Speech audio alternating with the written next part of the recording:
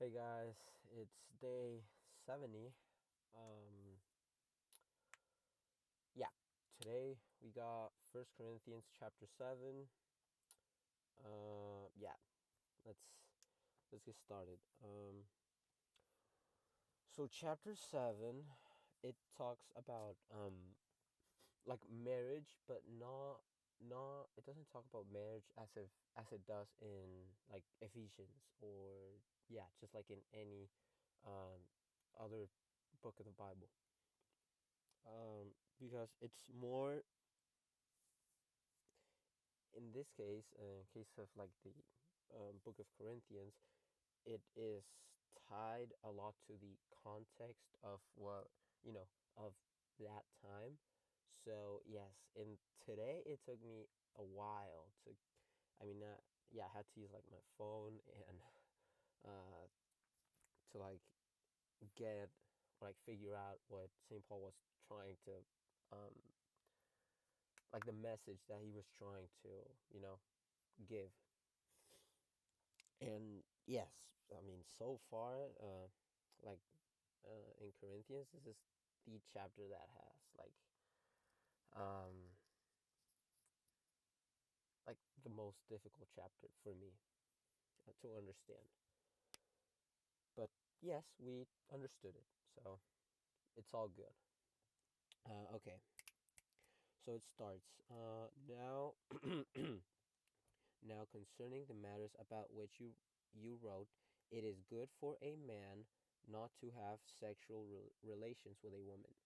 And it's talking because the Church of Corinth wrote this, that like in order for like sexual immorality to be avoided, because like the sexual immorality going on in the like around the Corinthians was bad. Again, as I said, like what, 2 days ago, yeah, like people were marrying and having sex with their own moms. So yeah, it was wild.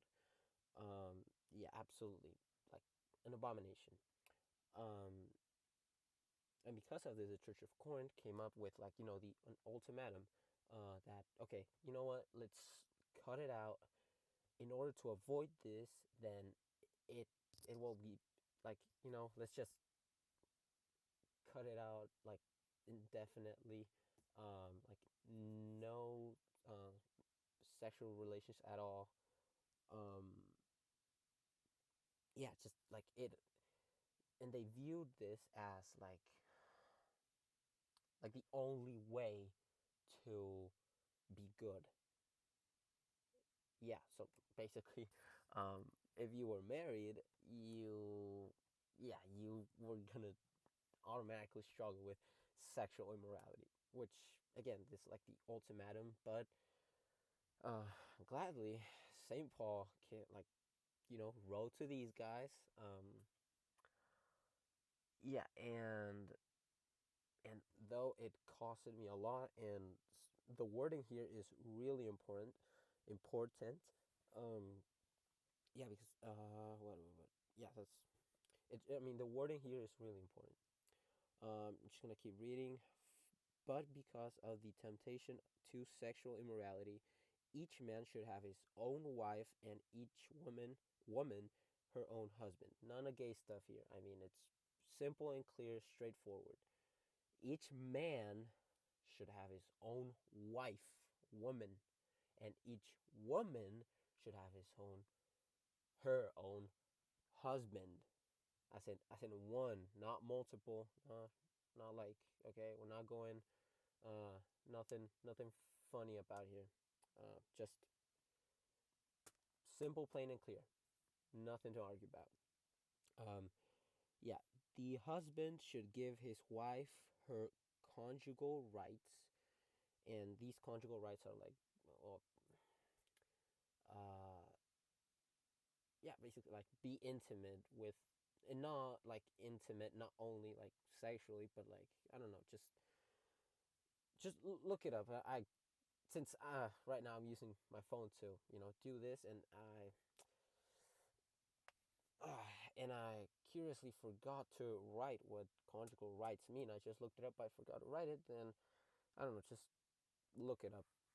um yeah, it's just each man should uh, you know,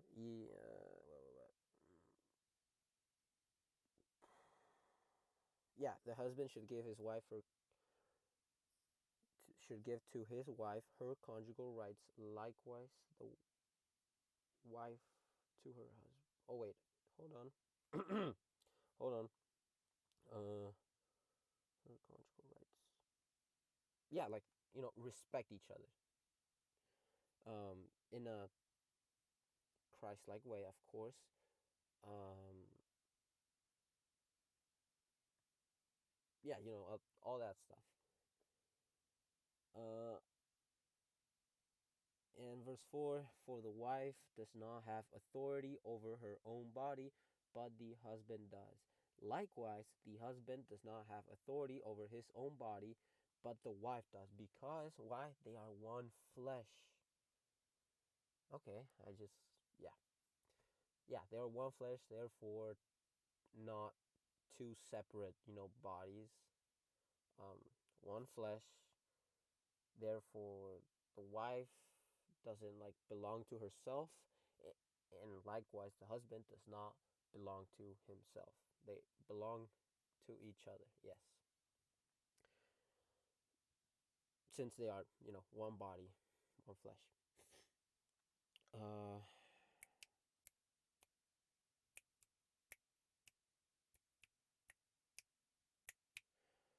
yeah, verse 6. I'm gonna jump to verse 6. Now, as a concession, not a command. A concession, not a command. What does a concession mean? Like a recommendation. Here, Paul is giving us his own like perspective. Uh, yeah, his own like opinion on this. No, it's not like a command, but a recommendation that he gives us. Um, and he says, I wish that all were as I myself am, but each has his own gift from God, one of one kind and one of another, which means that we're not ultimately all the same. We're not, we're not robots, right? We are all unique.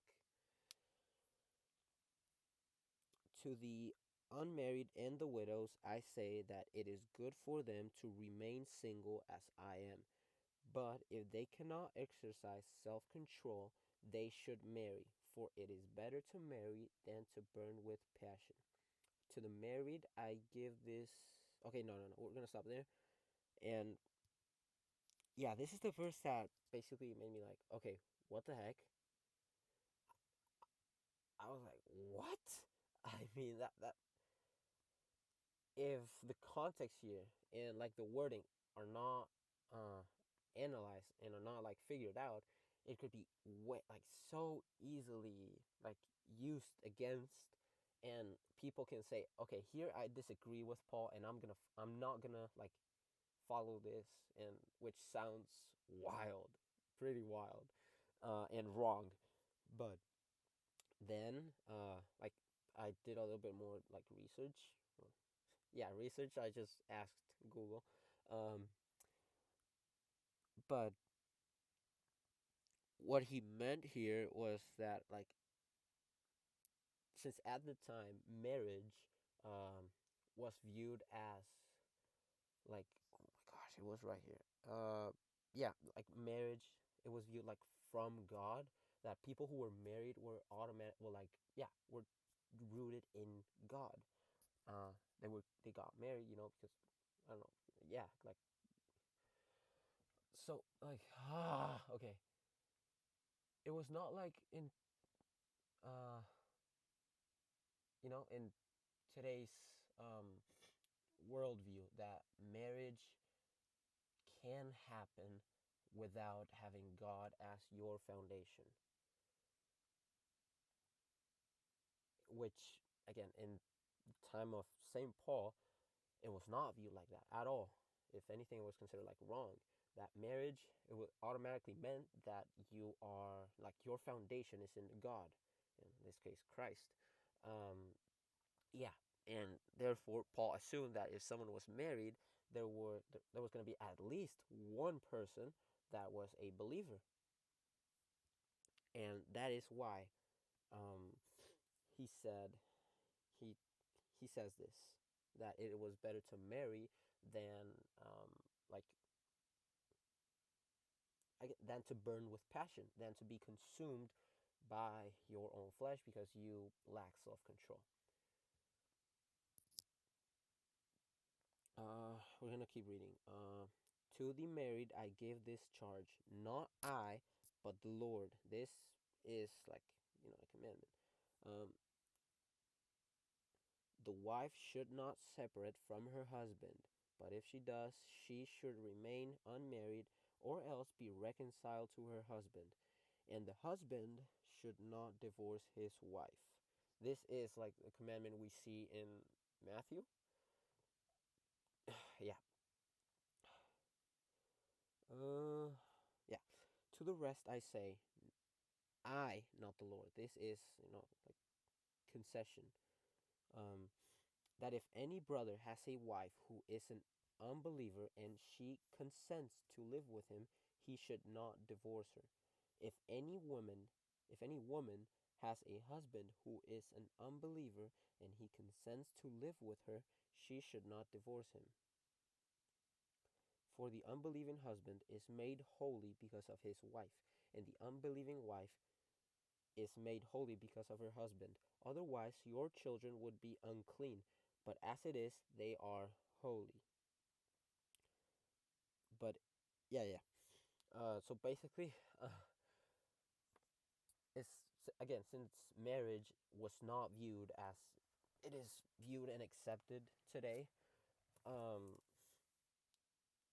Paul's recommendation, Saint Paul's recommendation was that if you struggle and cannot dominate, have self control by yourself, then St. Paul's recommendation was for you to get married, and that would automatically mean that you would be married to a believer, which and that believer would, you know, help you, and basically your partner, and not it's not just as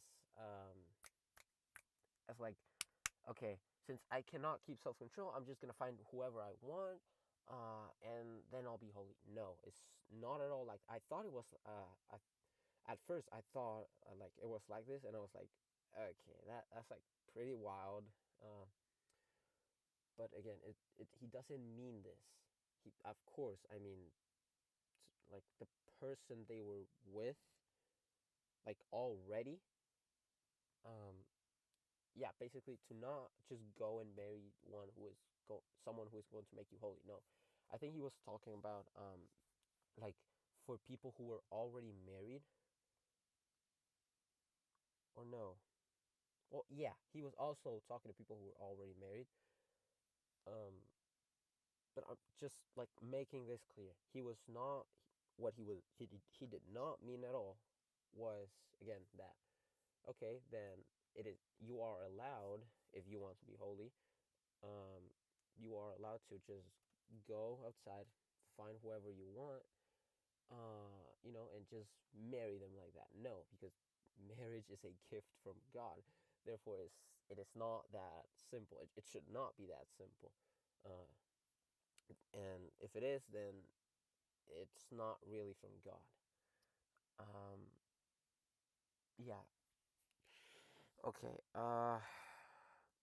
Yeah. So as I was trying to like explain, um,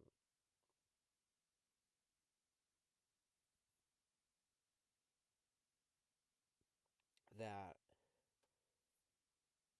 if someone married, okay, I'm explaining this like explaining this over again and again. Um, yeah, I think we're just gonna keep going.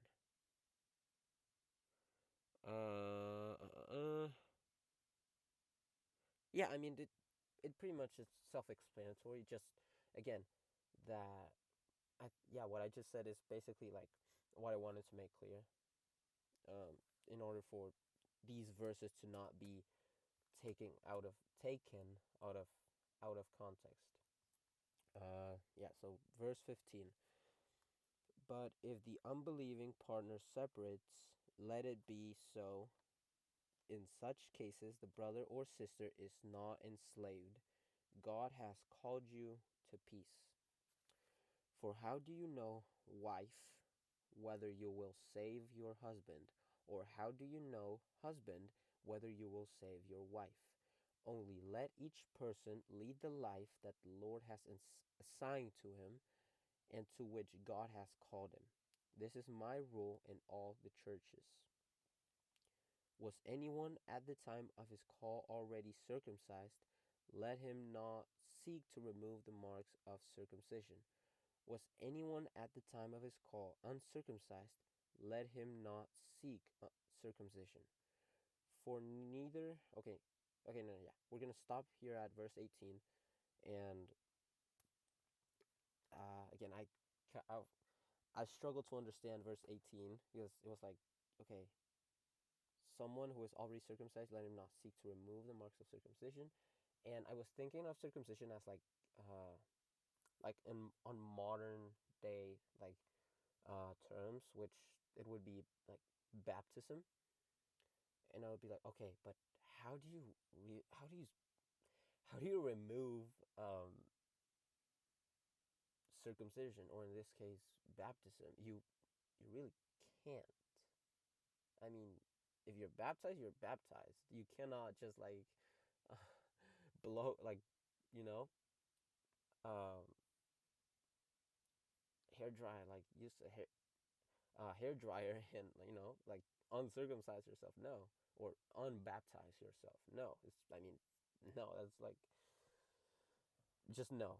um but again, I looked it up, um and it meant that, or at least for Jews, that since Jews in that time, they weren't baptized but circumcised, um that when they were among Gentiles, or if they were married to a Gentile woman or man, um, that they didn't seek to live as someone else, that they didn't reject God in their relationship. That's why it says, let him not seek to remove the marks of circumcision. That let him not adopt another like lifestyle. Yeah, let him not stop um, living for God. Um,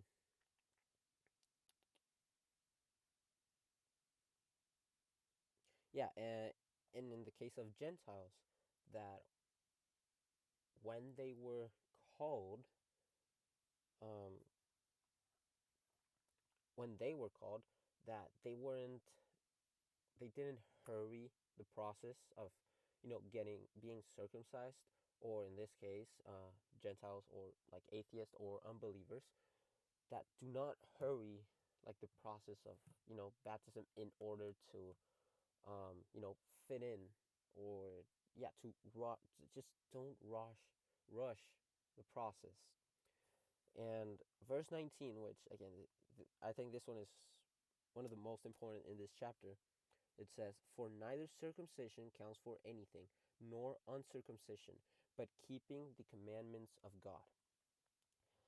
And as we see in, I think it's just the Gospels. Yeah, I think Matthew, Mark, Luke, and John mention.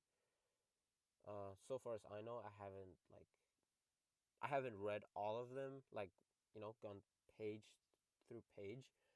Um, yeah, I haven't read them front to cover, all of them, but I'm I think they all mention the thief on the cross, that, well, at least they don't mention he was baptized, but they don't mention again that he wasn't. But we assume that he wasn't baptized.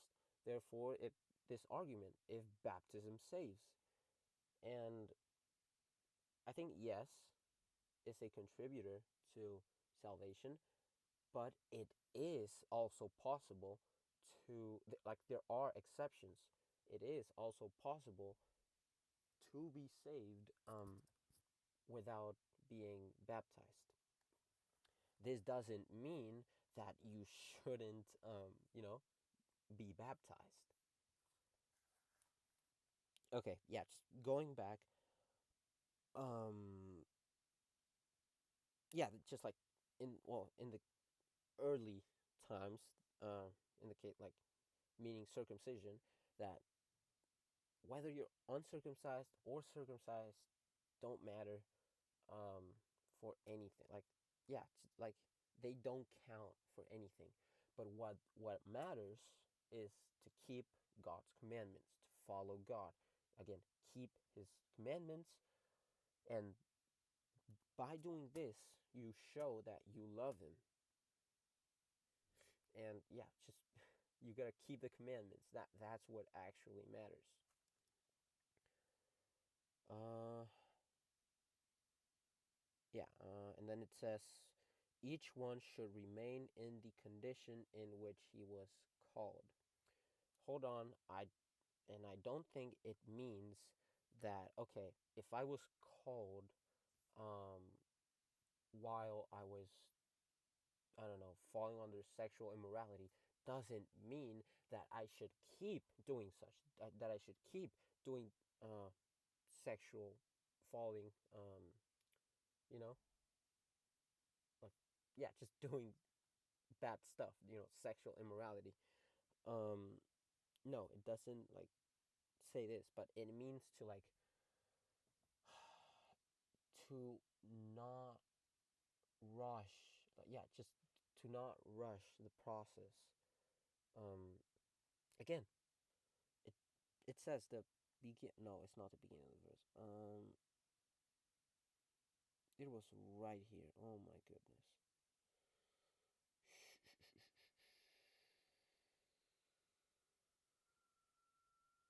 Hold on, I'm looking for it.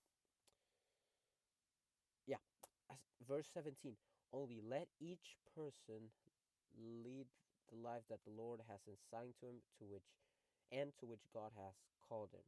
This is my rule in all the churches.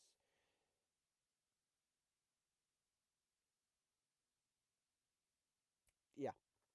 Um that again, everyone has their own like unique path. What they all like correlate in is that they should all keep the um the commandments of God. That is, the thing in which every path, every walk with Christ should, be the same in that they all keep the commandments of God that, that the Bible tells us. Nothing of, okay, since your path is different, then I don't have to keep such commandment and such commandment, just because. I mean, no, that's just, first of all, that's just straight up not true, okay? Um, yeah, each path is different again. Certain stuff may happen at a different time, or certain stuff may not happen at all in some lives, in some people, like in the lives of some people, like marriage, for example. Paul did not get married. Jesus wasn't married. Many faithful, famous, important, servants of Christ were not married, and there were many like Peter, um, who was married, and they're all faithful servants. So again, being like getting married is not a must. It's not. Yeah, it's not. It's not a. It's not a must. Okay, in Christianity, I mean, especially in like today's times, it is not only encouraged but worldly preferred, especially because of social media again. Uh,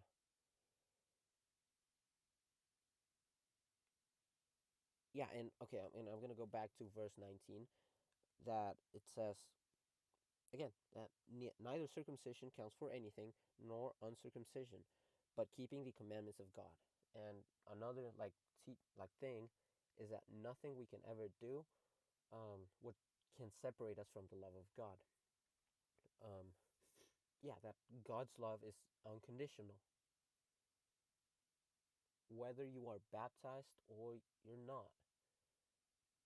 Uh, or I think, let me put it another way: whether you are married or not, whether I don't know, you find Christ at the whatever age you're at,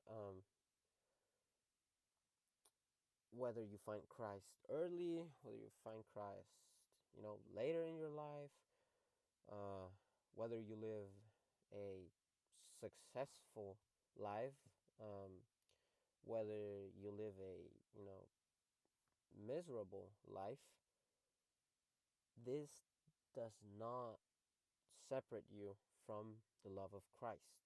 What matters, is keep his commandments. That is how you show your love for God. Okay, I'm gonna go through fast because I think I am taking way too much time. But again, as we just discussed, do not rush the process. Yeah, each one should remain in the condition in which he was called. Were you a bondservant when called? Do not be concerned about it. But if you can gain your freedom, avail yourself of the opportunity. Okay, man, maybe should have read this one after I read verse 20. But again, uh, with Gentiles, were you an unbeliever?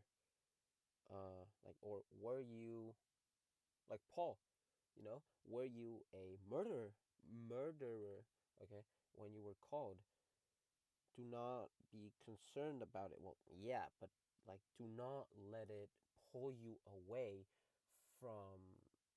Do not let it keep you away from going to church. From changing. From getting baptized. But if you can gain your freedom, avail yourself of the opportunity. Like, do not think that you can earn God's love by doing anything.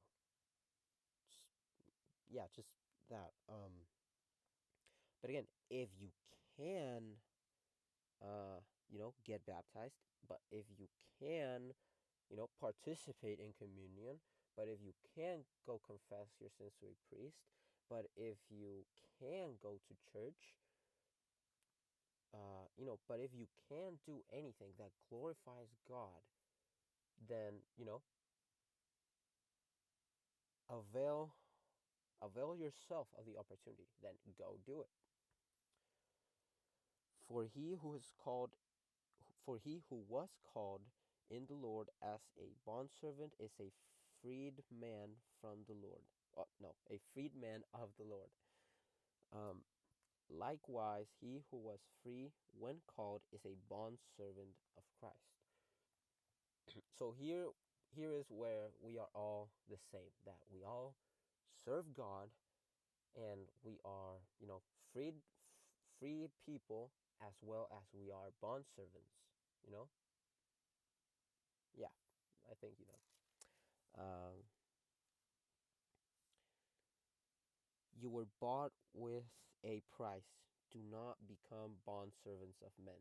Do not seek the approval of men, even of Christians. Some Christians are deceived, prideful, and do not, that they think because you haven't been baptized yet, that, again, because you haven't done X, Y, or Z, that you are less worthy somehow, that you are, l- less than them, that in because of some reason they are better than you.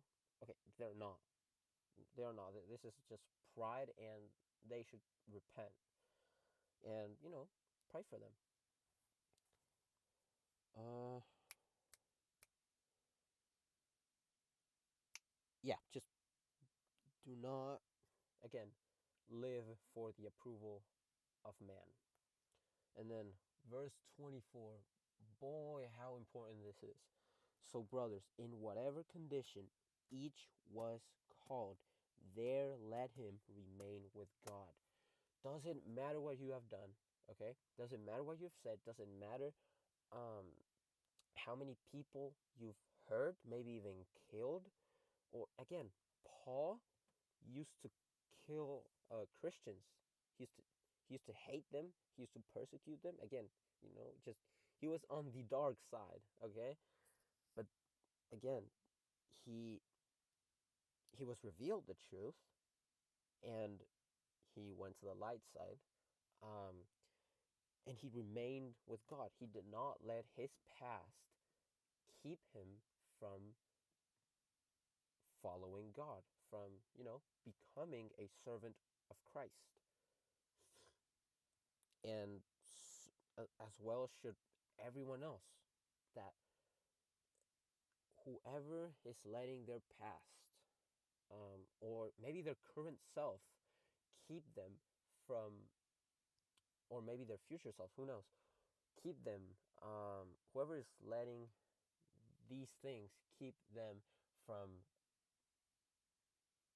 following Jesus, from following Christ,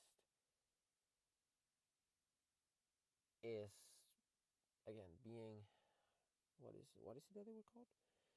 Yeah, they are becoming bond servants of men, because they think that somehow that they think that they will be judged. Well, I mean, they will be, but that these judgments shouldn't keep them from following Jesus. Yeah, again, they idolize other people's opinions, and they are afraid to to come out um, to follow Jesus, um, and to show that, I was gonna say to show their like nakedness, but that's what's gonna come out pretty weird. Yeah, just to show that they are new to the faith. That, I mean, that was kind of me. I was really nervous. Okay, I don't know. I don't even know where Genesis is at. I don't even know. Um, I could barely even tell you which books. Uh, which books were in the New Testament. And I'm not saying like all of them. I just, like, if you told me, for example, Proverbs, I would have not, or Psalms, I would have not been able to tell you whether it was New or Old Testament, or if such book was even in the Bible at all.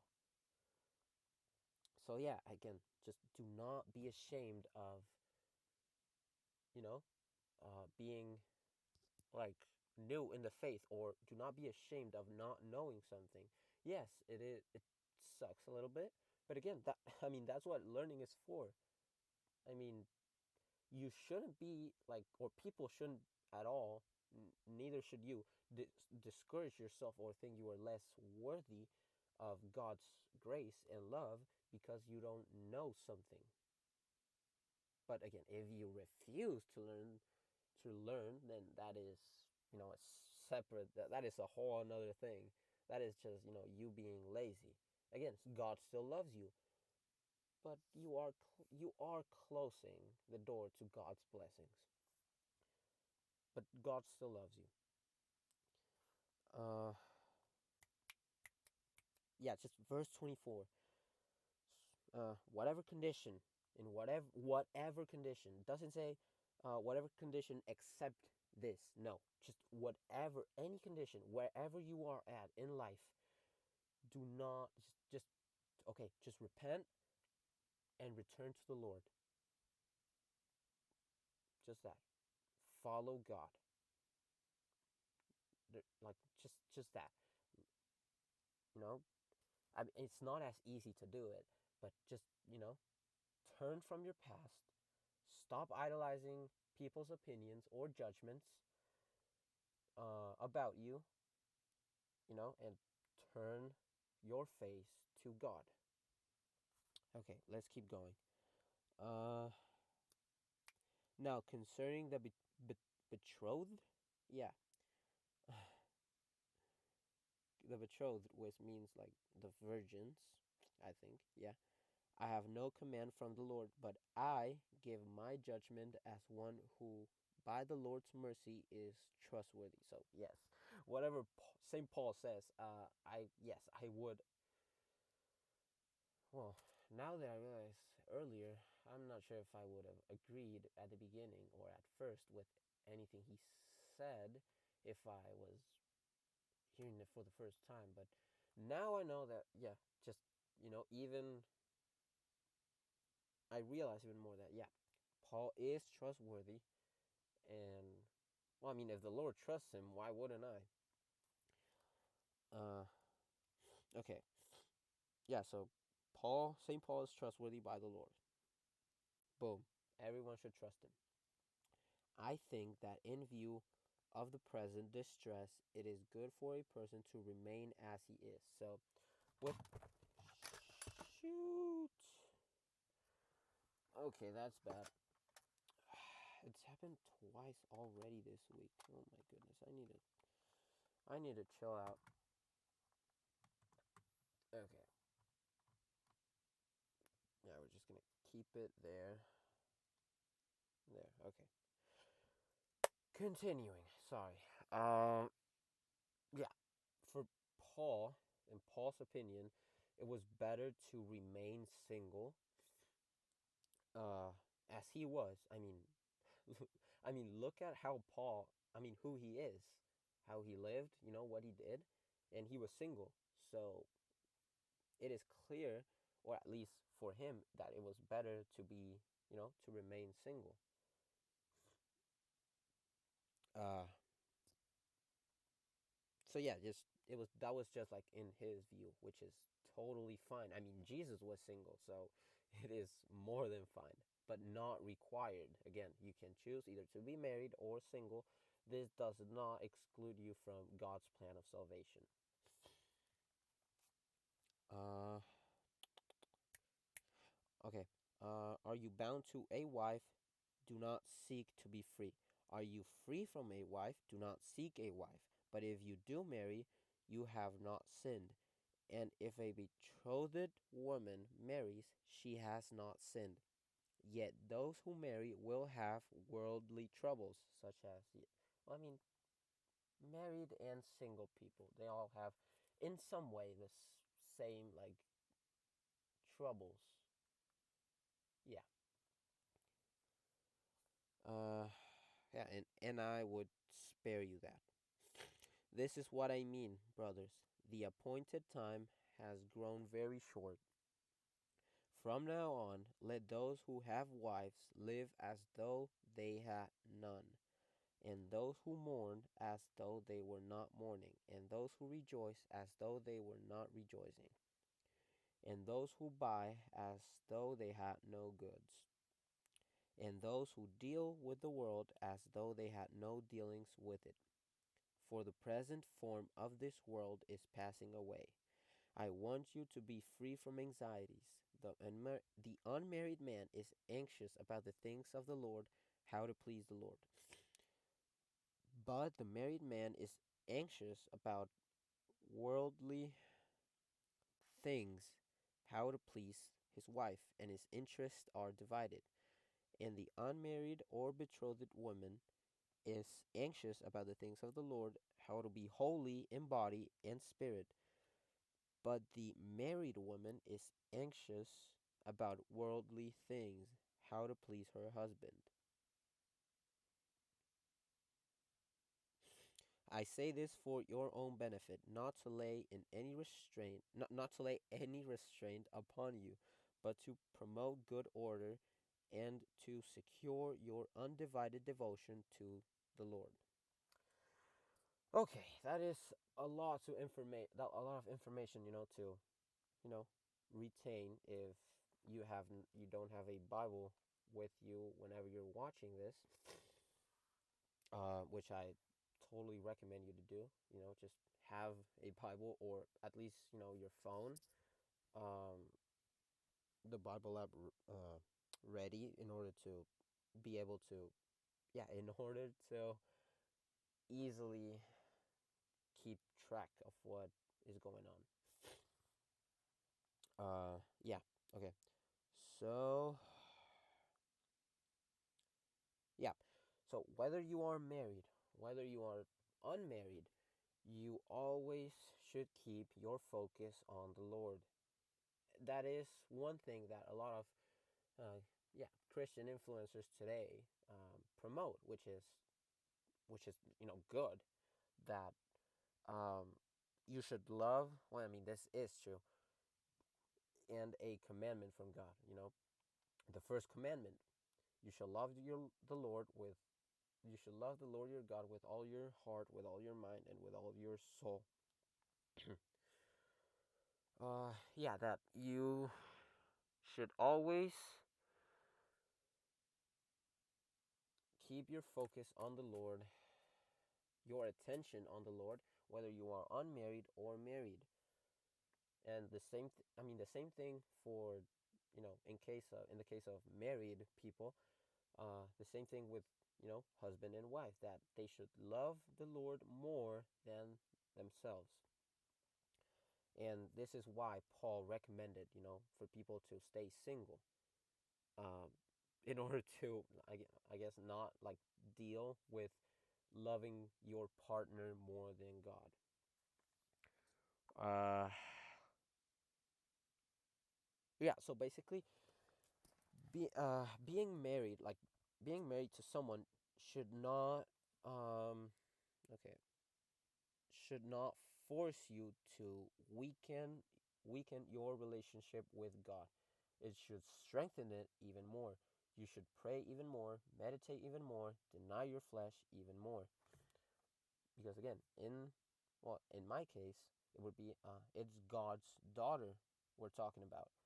Take care of her as you would take care of yourself, as temple of the Holy Spirit.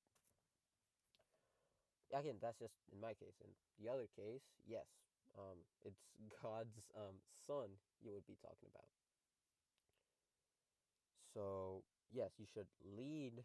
Um, you know, you should lead each other towards God even more. That is why, Paul says, if you are married, what is it?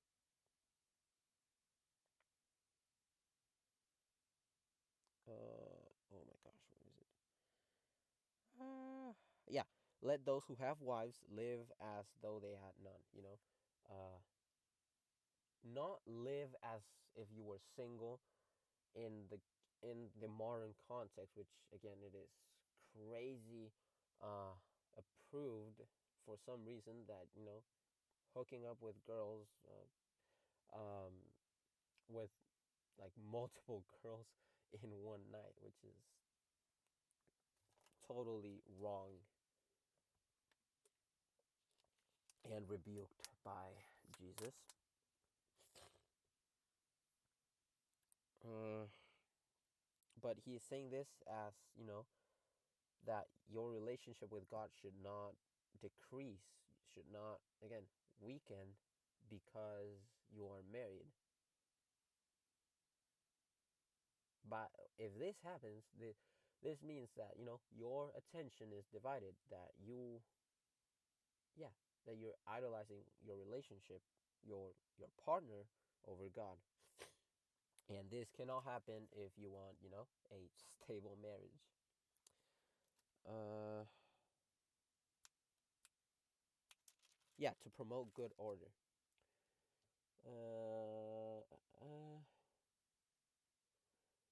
Okay, I'm gonna jump to verse 37 through, yeah, just jump to verse 37, and from now on, from there.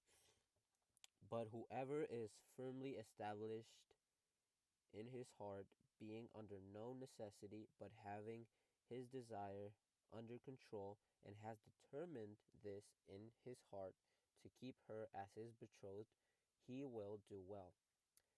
So then, he who marries his betrothed does well, and he who refrains from marriage will do even better. Again, this is Paul's opinion, because, again, he was not married. So, in his opinion, if you're not married, you are,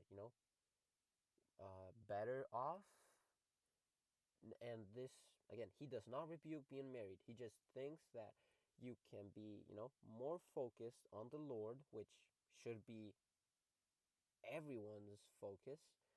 uh, you know Focus, it is, in his opinion, it is easier to be focused on the Lord and to strengthen your relationship with him if you are single. But yeah, again, he does not rebuke being married. Being married, again, is a gift from God. I mean, he engineered us this way. uh, yeah, so verse 39 and 40, a wife is bound to her husband as long as he lives, but if her husband dies, she is free to be married to whom she wishes, only in the Lord. Yet in my judgment, again, in Paul's judgment, she is happier if she remains as she is. And I think that I too have the Spirit of God, which is totally true. We know this to be true. Okay, so this was it. Yeah, it was pretty long. Yeah, just final message. Moral of the story. I guess not a story. Moral of the historic account. Yeah, just final thing. Um, keep praising the Lord.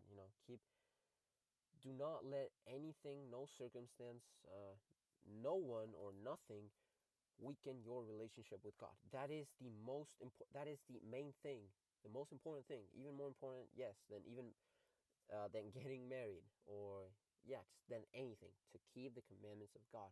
To um, keep living in the Lord. Okay, I just don't know how to explain that well, but basically that. Just keep the commandments of the Lord. Keep loving the Lord. Keep strengthening your relationship with Him. Yeah, this was a long chapter, but hey, worth it. Yeah, just stay blessed, stay rooted, and stay prayed up. Bye.